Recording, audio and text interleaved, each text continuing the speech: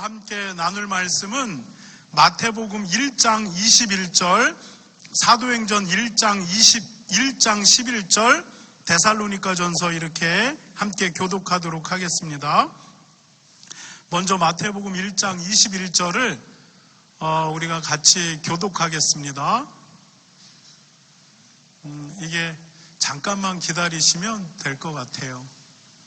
네, 마태복음 1장 21절. 여러분 없으면은 성경을 바로 피셔도 괜찮아요. 아, 여기 있구나. 네, 함께 합독하겠습니다. 시작. 아들을 낳으리니 이름을 예수라 하라. 이는 그가 자기 백성을 그들의 죄에서 구원할 자이심이니라. 사도행전입니다. 시작. 이르시되 갈릴리 사람들아 어찌하여 서서 하늘을 쳐다보느냐. 너희 가운데서 하늘로 올려지신 이 예수는 하늘로 가심을 본 그대로 오시리라 하였느니라. 데살로니가 4장입니다. 함께 읽겠습니다. 시작.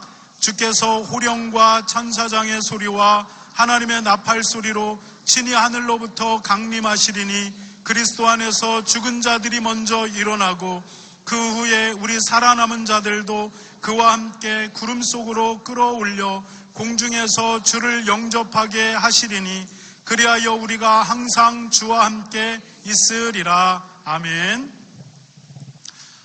여러분, 세상 사람들은 내가 예수님과 전혀 상관없는 삶을 산다 이렇게 생각합니다. 기독교는 특정한 사람들의 종교이지 나하고는 아무 상관이 없다.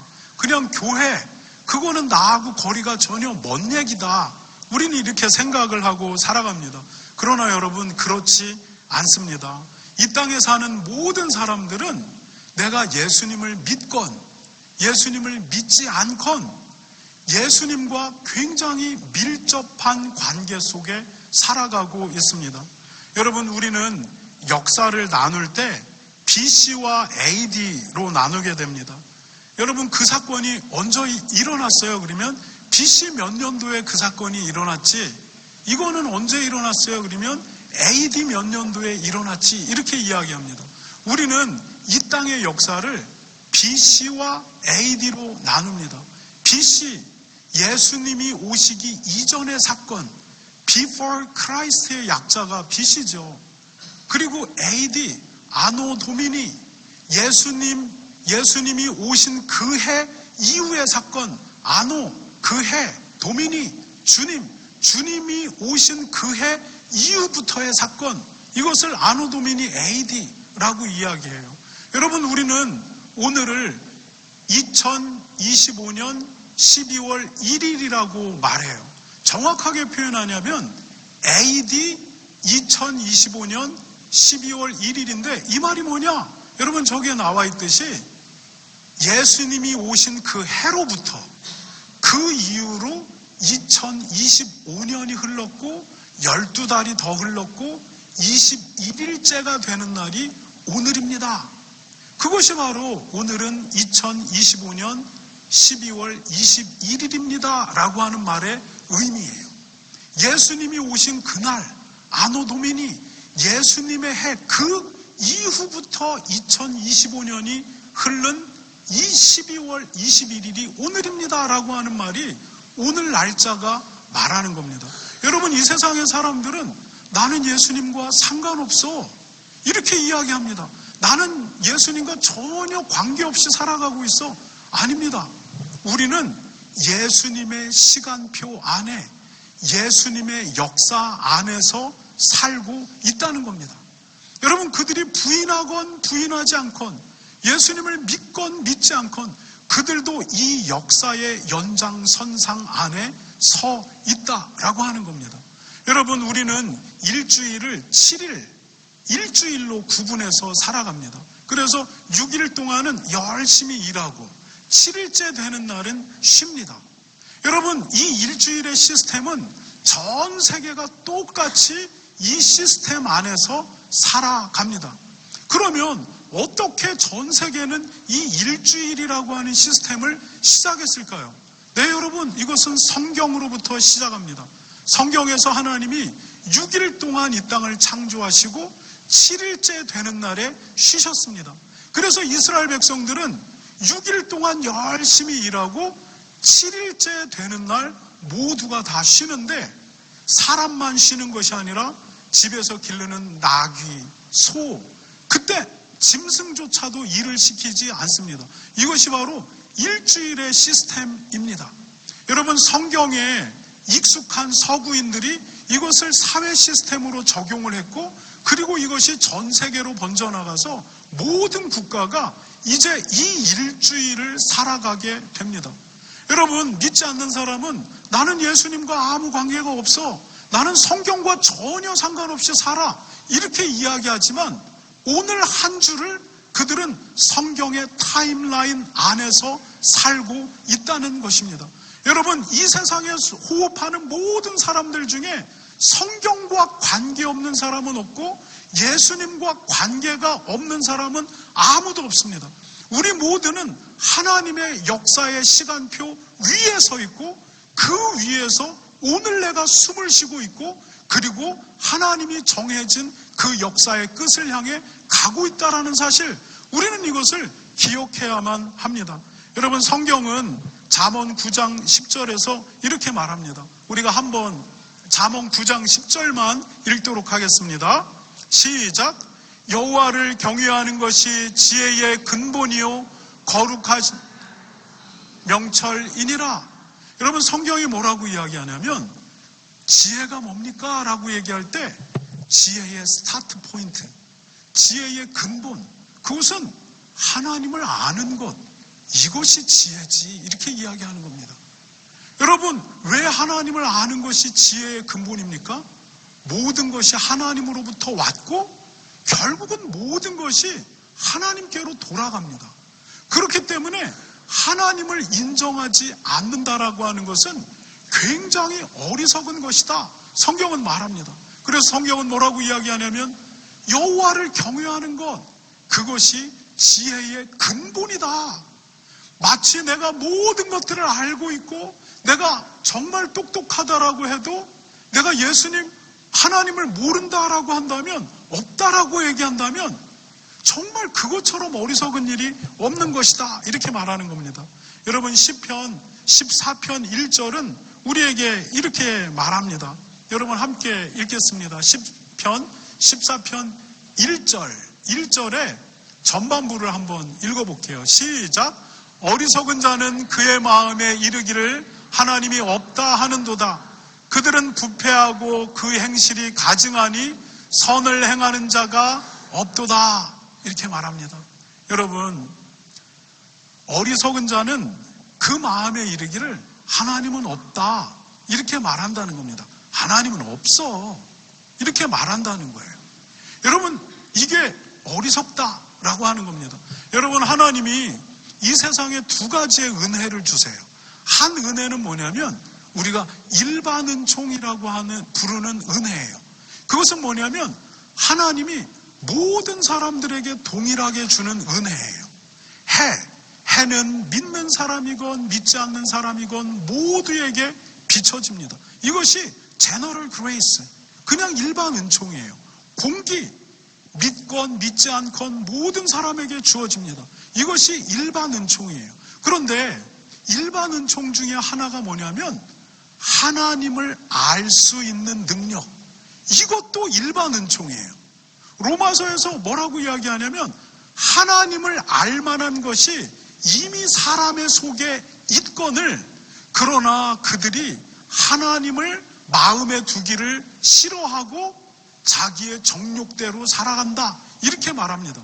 여러분, 우리의 양심, 믿는 사람에게는 성령님, 믿지 않는 사람들에겐 양심, 그것 앞에 우리가 정확하게 서면 일반 은총 가운데 하나님을 부인할 수가 없다라고 하는 거예요. 믿지 않는 사람들도 양심 저 깊은 곳에서 어이, 하나님 있으면 어떡하지? 하나님이 있는 것 같은데? 이렇게 양심이 소리치는데 이것을 없어, 하나님이 어딨어? 라고 스스로를 설득하고 확신시키면서 하나님 없다라고 말하는 겁니다. 성경은 그것이 어리석다, 이렇게 이야기하는 겁니다. 여러분, 그렇다면 이 세상의 사람들이 그들의 양심이 하나님을 알 만한 것이 가만히 곰곰이 따져보면 결국은 하나님이 있다라고 하는 결론으로 딱 돌아가는데 왜 하나님을 인정하지 않는 것일까? 여러분, 양자역학이라고 하는 과학의 분야는 1900년대에 있어서 급속도로 발전한 과학의 분야예요. 그런데 이 양자역학에 의하면 이 세상의 존재는 어떻게 존재하느냐? 누군가가 인지 능력을 갖고 있는 어떤 인격체가 이 세상을 인지해야만 우리가 눈에 보이는 이 모든 물질이 존재한다라고 말해요. 여러분, 이것을 양자역학에서 이중슬릿 실험이라고 하는 것으로 이것을 결론에 도달하게 돼요. 맨 처음에 빛이 파장이냐 아니면 이런 물질의 최소 알갱이냐, 이것을 놓고 이중슬릿 실험을 하다가 우리가 보는 이 빛은 파장임, 눈에 보이지 않는 파장임과 동시에 눈에 보이는 물질의 가장 작은 단위다라고 하는 과학적 결론에 도달하게 돼요. 그리고 이 사람들이 연구를 해나다가 그 다음에 물질의 최소 단위인 전자는 그러면은 어떤 성질을 갖고 있는지 똑같이 실험해보면 되지 않느냐라고 해서 전자를 실험을 해봤는데 결론이 뭐냐면 이 세상에 존재하는 모든 것은 관찰자가 관찰을 하면 존재하고 인지하는 사람이 없으면 존재하지 않는다라고 말합니다. 여러분, 도대체 목사님이 무슨 얘기를 하나 이렇게 얘기하죠. 이게 과학 실험의 결과입니다. 지금 제가 철학을 이야기하는 게 아닙니다. 양자역학에서 이야기하기를 누군가가 인지해야만 존재하는 모든 물건은 존재한다는 겁니다.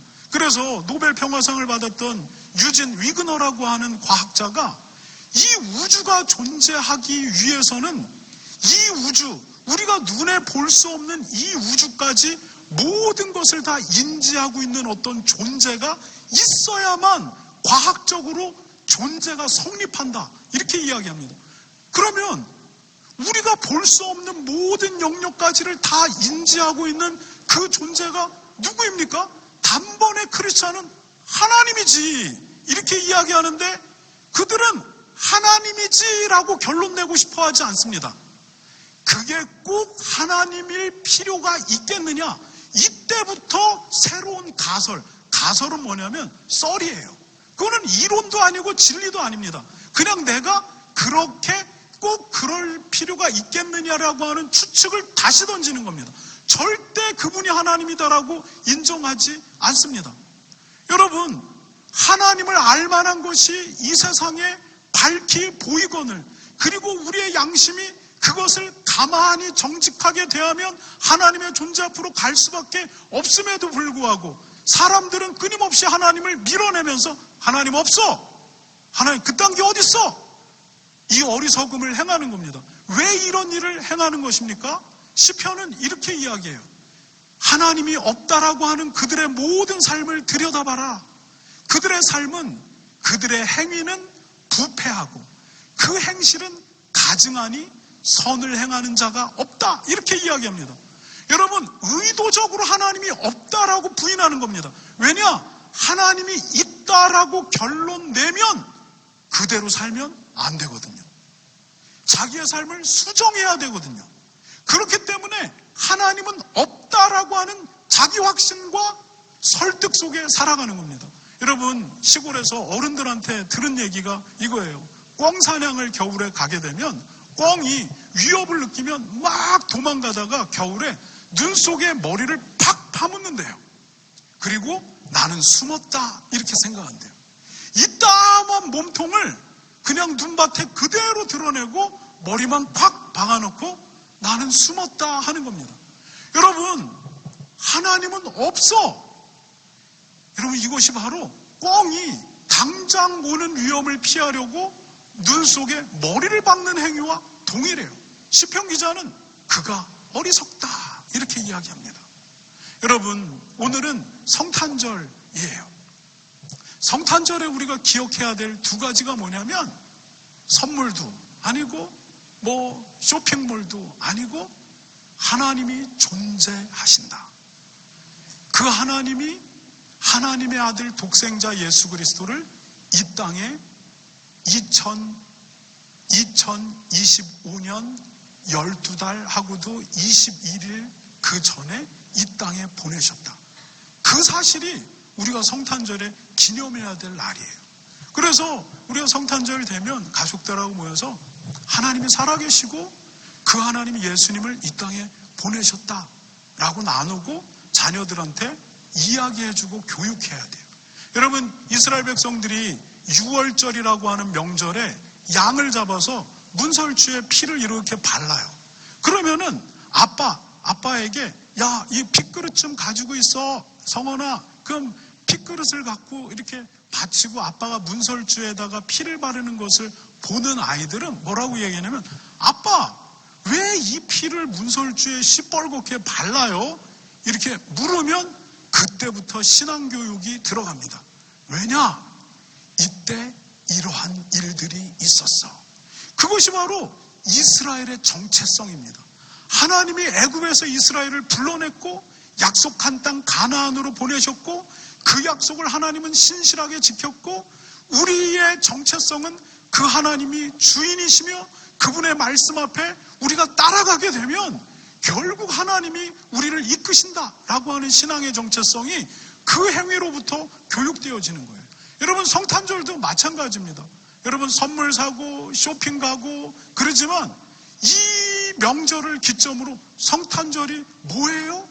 하나님이 살아계시고 그분이 그분의 아들 예수 그리스도를 이 땅에 보내신 날이야. 이렇게 신앙이 교육되는 겁니다. 여러분, 이런 성탄절을 여러분들이 보내시기 바랍니다. 여러분, 그렇다면 예수님이 이 땅에 오신 이유가 무엇입니까? 마태복음 1장 21절은 이렇게 말합니다. 함께 읽도록 하겠습니다. 시작. 아들을 낳으리니 이름을 예수라 하라. 이는 그가 자기 백성을 그들의 죄에서 구원할 자이심이니라. 여러분, 마리아가 요셉과 약혼을 하게 됩니다. 그런데 요셉에게 소식이 들려옵니다. 마리아가 임신을 했다는 거예요. 요셉은 자기 기억 안에 그런 일이 일어날 수 있는 확률이 전혀 없습니다. 뭔가가 일어났구나. 그래서 요셉이 조용히 마리아와의 약혼 관계를 깨려고 했어요. 그런데 천사가 요셉에게 나타납니다. 그리고 말합니다.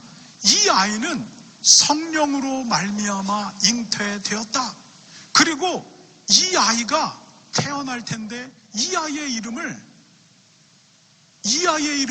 예수라 하라. 왜냐하면 그 이름이 예수여야 하는 이유가 있는데, 이유는 그가 자기의 백성을 죄에서 구원할 자이기 때문이다라는 거예요. 여러분, 그 아이는 하나님이 보냈고 그 아이 이름은 예수여야만 하고 예수여야 하는 그 이유는 그 아이가 자기 백성을 구원하기 위함이라는 겁니다.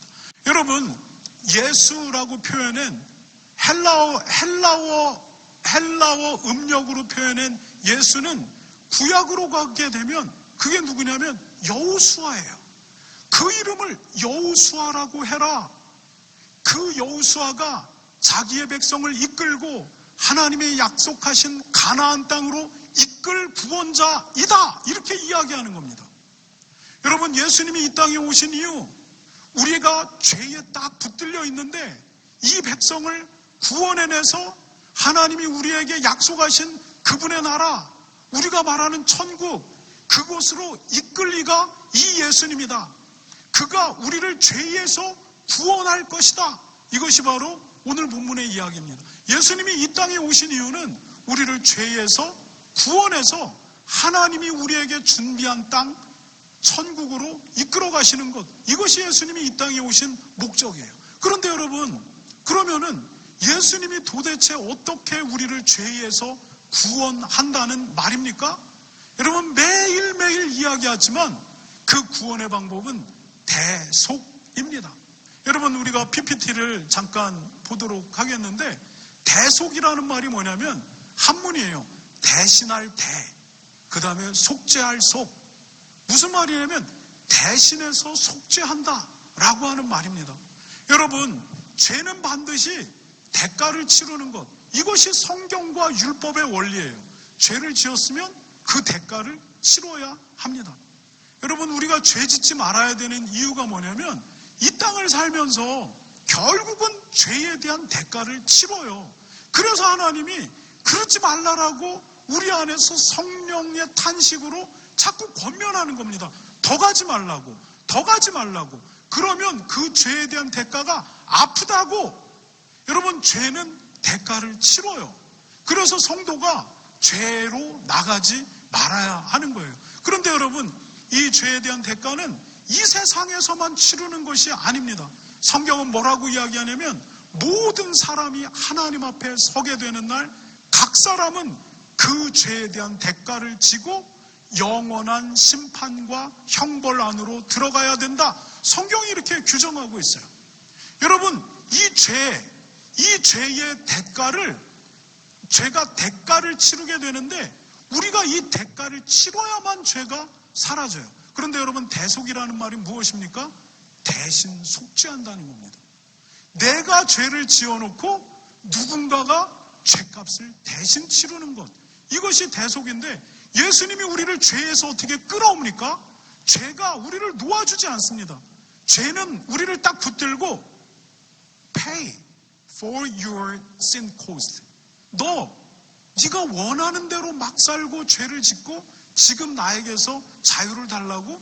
죄는 결코 우리를 놓아주지 않아요. 우리를 딱 붙들고 죄가 가는 곳으로 끝까지 데리고 가요. 그곳이 어디냐면 쓰레기 소각장에 보내죠. 마찬가지로 하나님의 심판의 날에 불과 유황으로 타는 못에 던져진다라고 이야기해요. 그것은 우리를 위해 예비된 곳이 아니에요. 마귀 그리고 죄와 사망의 권세를 위해서 예비된 곳인데 결국은 죄가 우리를 붙들고 죄가 가야 될 곳으로 가게 되는 겁니다. 여러분, 그런데 하나님이 예수님을 이 땅에 보내셨고 대속의 일을 하게 하셨다는 거예요. 뭐냐면 예수님이 우리의 죄값을 우리 대신 치르게 만들었다는 거예요. 여러분, 우리는 우리의 죄값을 치를 능력이 없어요. 네, 여러분, 헌금 정말 많이 할 수 있어요. 그렇다라고 내 죄의 대가 치러진다? 그렇지 않아요. 여러분, 그런데 하나님이 예수님이 이 땅에 보내셨고 그리고 모든 사람의 죄에 대한 대가 예수님이 지라고 하셨어요. 여러분, 그리고 십자가에서 죽으셨어요. 대신 속죄한다는 말입니다. 여러분, 이것을 헬라어는 이렇게, 히브리어는 이렇게 이야기해요. PPT를 넘겨주시게 되면 대속은 히브리 말로 카르파예요. 이 카르파가 뭐냐면 죄를 덮어준다라고 하는 거예요. 내 죄가 있는데 누군가가 죄값을 치르고 내 죄를 덮어주는 거예요. 여러분, 이것을 영어 성경은, 저는 영어 성경 번역이 가장 명확하다고 봐요. 영어 성경은 이 대속을 뭘로 번역할까요? 리뎀션. 여러분, 졸리니까 따라해 보도록 하겠습니다. 리뎀션. 영어 성경은 이 대속을 리뎀션이라고 얘기해요. 리뎀션이 무슨 뜻이냐? 가치를 교환하는 행위예요. 여러분 카드 쓰게 되면 포인트 적립이 되잖아요. 포인트가 300포인트 적립이 됐습니다. 이것으로 물건을 살 수도 있고 여행을 가서 숙소를 잡아도 됩니다. 여러분, 이 카드 포인트하고 여행 가서 숙소로 내야 되는 이것 또는 물건값, 이 카드 포인트하고 바꿔치기가 가능하다는 거예요. 이것을 이건 돈도 아닌데 이것과 이거를 바꿔치기 해준다는 거예요. 이게 바로 리뎀션, 가치를 교환해주는 행위. 그래서 여러분, 카드 쓰고서 여러분 포인트 리딤 하시겠습니까? 이렇게 말하잖아요. 이 가치와 이 가치를 바꿔치기 하겠습니까? 라고 물어서 리딤 하겠습니다, 리뎀션 하겠습니다 라고 하면 포인트가 사용이 되는 겁니다. 여러분, 이게 대속이라고 하는 단어의 영어 번역입니다. 저는 이 번역이 구약의 제사의 율법의 핵심을 가장 정확하게 묘사하고 있다고 봅니다. 예수님이 이 땅에 오신 이유가 뭐냐면 리딤하기 위함이라는 거예요. 죄는 값을 치러야 되는데 우리에겐 그 능력이 없으니까 예수님이 십자가의 고통과 죽으심으로 우리의 죄값과 예수님의 십자가의 고통이 redeem, 가치 전환이 된다라는 것입니다. 그것으로 말미암아 우리가 하나님 앞에 의롭다 칭함을 받고 하나님이 우리를 죄에서 구원하시는 겁니다. 그분이 우리를 구원하셔서 하나님이 약속하신 가나안, 여호수아가 끌고 가야 할 가나안, 그것으로 우리를 이끈다라고 성경은 약속하고 있고, 우리는 이 약속을 붙들고 예수 그리스도를 붙드는 겁니다. 내 행위에 의지하면 우리는 우리 자신을 볼 근거가 아무것도 없습니다. 노력하려고 해도 우리는 더럽습니다. 자꾸만 넘어집니다. 우리가 우리의 행위를 근거로 하나님 가나안 나한테 줘야 되지 않습니까? 라고 얘기하면 너는 미달이라고 하나님이 말씀하십니다. 하나님이 우리에게 약속하신 바 예수 그리스도가 대속한다. 이 안에 구원이 있다 라는 약속이 있기 때문에 우리가 이 예수 그리스도를 붙드는 거고, 하나님은 이 믿음의 대가로 우리를 이끌어 주신다 라고 말하는 것입니다. 여러분, 예수님이 이 땅에 오셨는데 우리의 죄값을 우리 대신 치르는 리뎀션을 위해서 오셨다라고 하는 겁니다. 여러분, 이것을 아이들에게 가르쳐줘야 돼요. 성원이 사춘기 되면서, 사춘기 다 경험해봤잖아요. 이상야릇한 감정과 생각이 내 속에서 막 일어나요.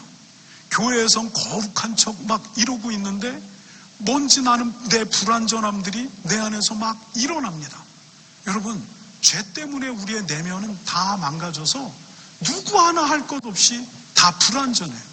우리는 각자의 어떤 정신병적 요소를 갖고 있고 결핍을 가지고 살아가요. 이미 죄 때문에 망가진 모든 사람이에요.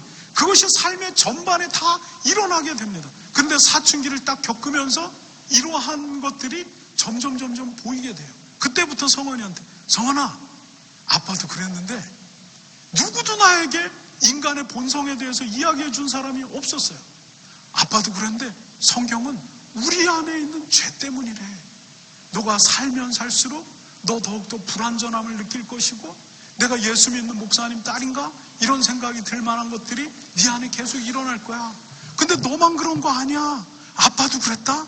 그리고 아빠도 나만 그런 줄 알고 봤더니 세상을 보니까 다 정신병자고 다 이상해. 그리고 성경이 이야기하는 거야. 그것들이 죄 때문이라고. 그런데 이 죄에서 우리의 힘으로 나올 수도 없어.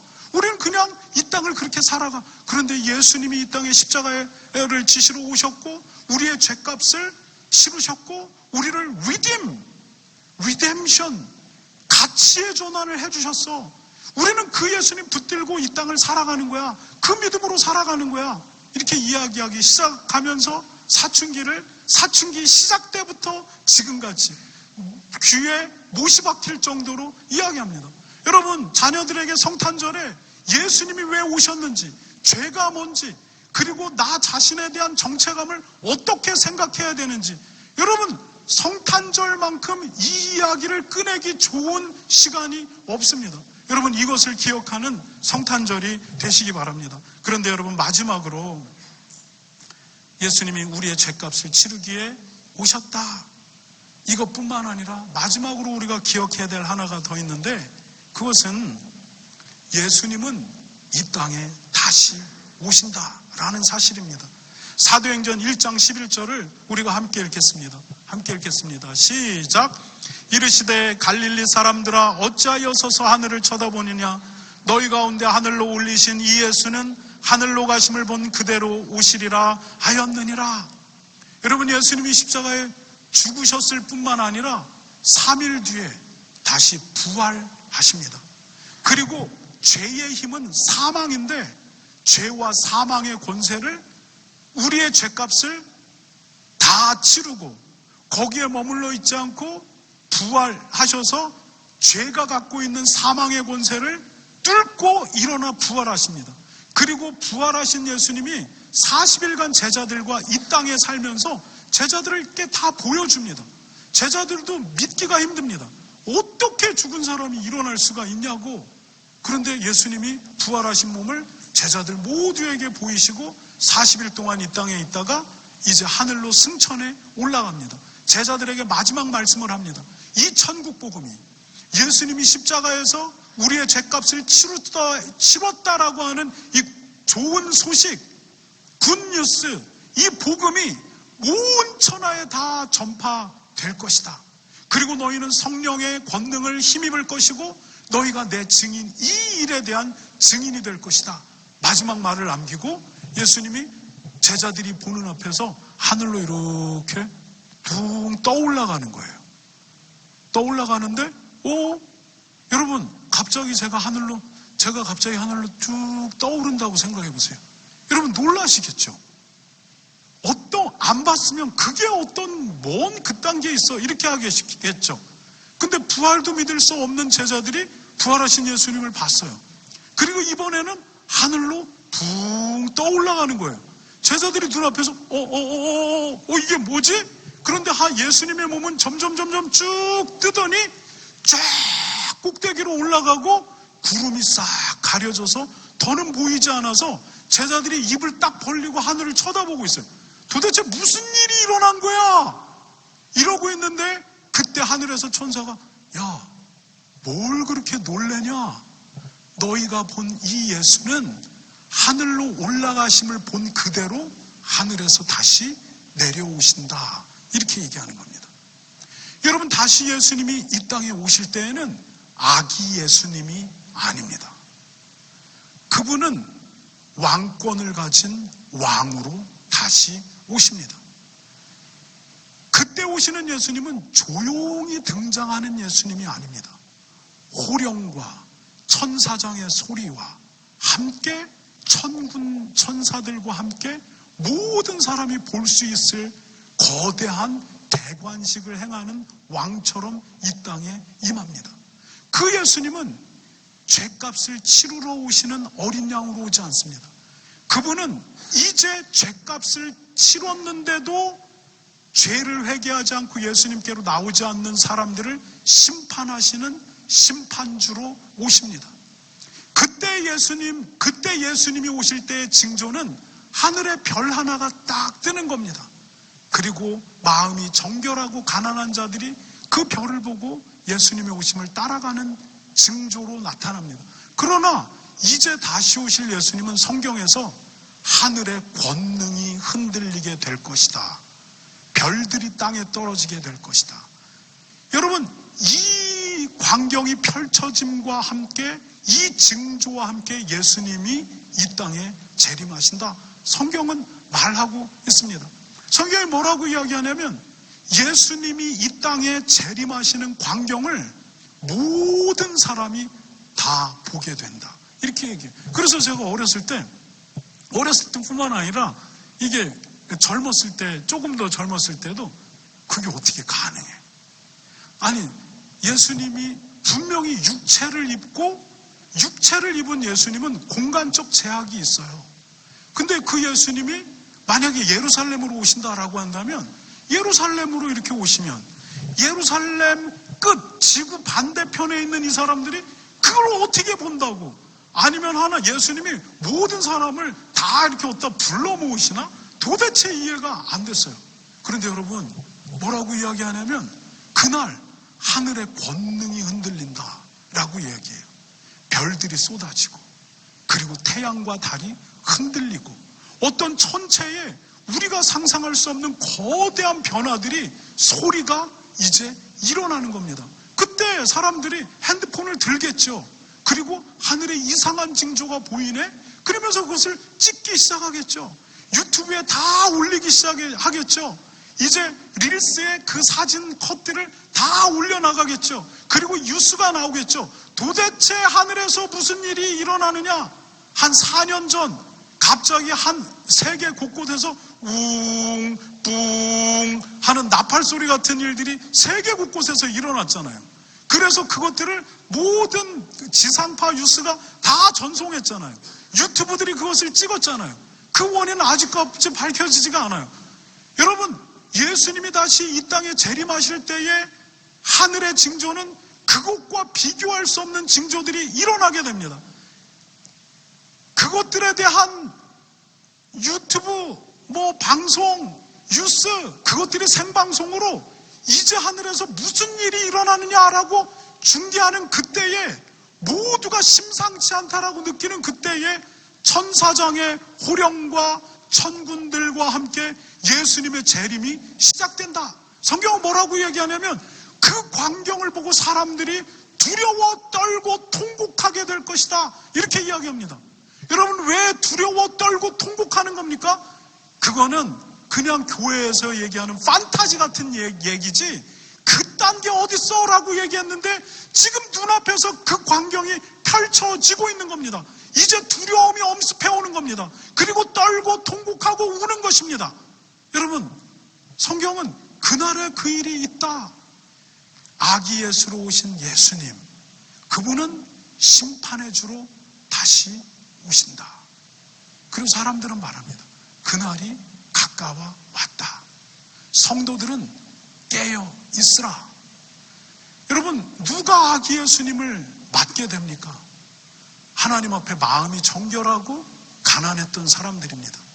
여러분, 헤롯궁에서 권력을 찾아다니던 사람이 아니었습니다. 여러분, 고단한 인생, 하나님이 메시아를 보낸다라고 약속하셨는데 그 메시아 언제 보낼까라고 그 메시아를 고대하던 들판의 목자들이었습니다. 여러분, 그 사람들이 결국 메시아를 알아보는 겁니다. 여러분, 끝까지 하나님 앞에서 예수님의 오심 앞에 드러날 수 있는 사람은 예수님의 초림이나 재림이나 동일합니다. 하나님 앞에 정직한 양심을 갖고 겸손하게 그분을 바라보고 갈망하고 그분의 약속을 신뢰하고 기다리는 사람들입니다. 여러분에게 이러한 믿음이 은혜와 평강교회 모든 성도들 가운데 있으시기를 축복합니다. 이 시간에 기도함으로 말씀을 또 마치도록 하는데